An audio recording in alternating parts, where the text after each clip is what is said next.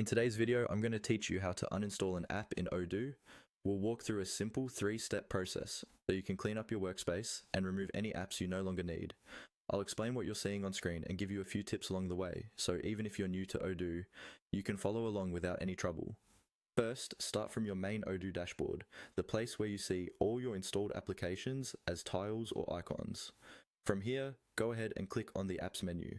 This is usually found in the top navigation bar or among your main modules, and it's where Odoo lists both installed and available apps.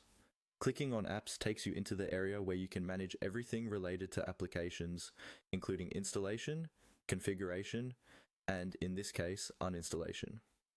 Once you're on the Apps page, you'll see a grid or list of all the apps that are currently available in your database. Take a moment to locate the specific app you want to remove.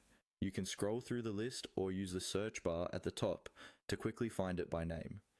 When you've found the app you want to uninstall, look for the 3 vertical dots or the small menu icon usually located on the upper right corner of that app's card. This icon opens a context menu with additional actions. Move your cursor over that app, click on the 3 dots, and a small drop-down menu will appear. In that drop-down menu, you'll see an option labeled Uninstall. Click on Uninstall to begin the removal process.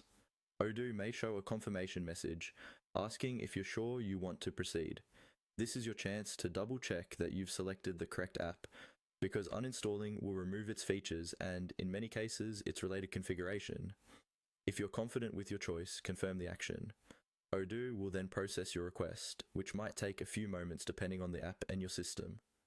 After it finishes, the app will disappear from your list of installed applications and from your main dashboard, meaning it has been successfully uninstalled. And that's all there is to it. By clicking on Apps, choosing your app, opening the 3-dot menu and selecting Uninstall, you can easily manage and clean up the modules in your